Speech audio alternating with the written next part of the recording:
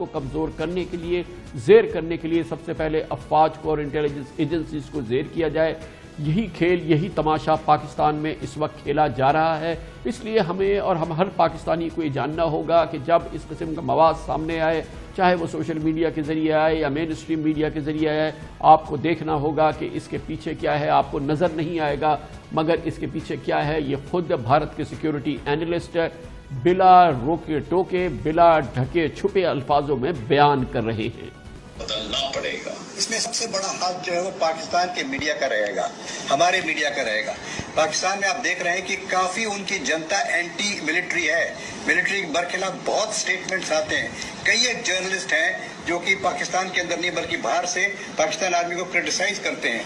तो इस चीज को हमें और एनकरेजमेंट देना है। अगर उनकी जो पॉपुलेशन है वो और वॉइसिफोरस हो जाएगी, वो और पाकिस्तान आर्मी के अगेंस्ट हो जाएगी, तो एक और ये फायदा होगा। धन्यवाद। मैं यही जर्नलिस्ट के बारे में कहना चाह रहा था कि both in India and in Pakistan and globally ये जर्नलिस्ट जो है बड़ा इंपॉर्टेंट रोल प्ले कर रहे हैं इस समय। और ये खेल खेला जा रहा है, पूरी कुव्वत के साथ खेला जा रहा है। जैसा कि मैंने आपको बताया कि इस पे सरमाए की कोई कमी नहीं होती इस किस्म की जंगों के लिए, क्योंकि जंग में कोई सरमाए की कमी नहीं होती, इसलिए सरमाया भी छोका जा रहा है।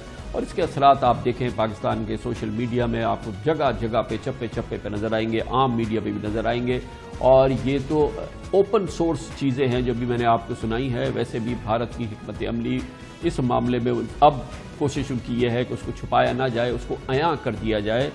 मेजर आर्या गौरव भारतीय खुफिया एजेंसी रॉ के अंडर कवर ऑफिसर है। भारतीय मीडिया में उनकी अपॉइंटमेंट है और वो खुल के बयान करते हैं कि इस वक्त भारत की हिकमत अमली क्या है। ये वही है जिसको कि हम 5th जनरेशन वॉरफेयर कहते हैं और जिसकी झलक आपको हर थोड़े दिनों बाद नजर आती है, कभी दहशतगर्दी की सूरत में और कभी मीडिया में ऐसी कुव्वतों की हमदर्दी की सूरत में।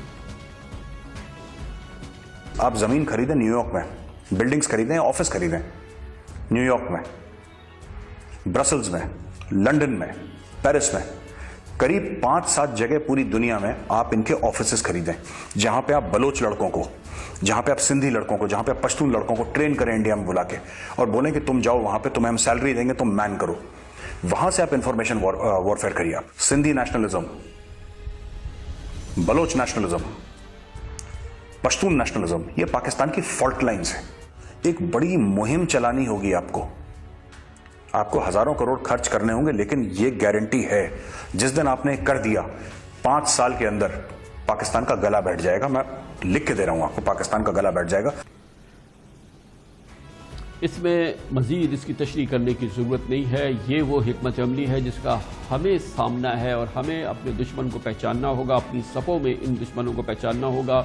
और जब इस किस्म की कोई पेशरफ्त होती है, ऐसे इशारे नज़र आते हैं, ऐसी तहरीर नज़र आती है, ऐसी तकरीर नज़र आती है, ऐसी तस्वीर नज़र आती है, तो हमें पहचानना चाहिए कि ये क्या हो रहा है। ये सिर्फ पाकिस्तान में इस अंदाज की जंग नहीं लड़ी जा रही, दुनिया के दुश्मन क़ुव्वतें एक दूसरे के खिलाफ ऐसे ही ये जंगें लड़ रहे हैं। आपके इल्म में होगा गुज़िश्ता अमरीकी इंतखाबात के हवाले से अमरीकी मीडिया, अमरीकी इस्टेब्लिशमेंट चीख के कह रही है कि डोनाल्ड ट्रंप को दरअसल रूस ने और उसकी खुफिया एजेंसीज ने जितवा दिया है। इसी किस्म के इल्ज़ामात मुसलसल लगते रहते हैं और ये एक मौसर हथियार है जिसका पाकिस्तान के खिलाफ इस्तेमाल हो रहा है। दुश्मन तो ये हथियार इस्तेमाल करता रहेगा, लेकिन ज़रूरत इस बात की है कि कम अज़ कम हम तो दुश्मन के हाथों में ना खेलें।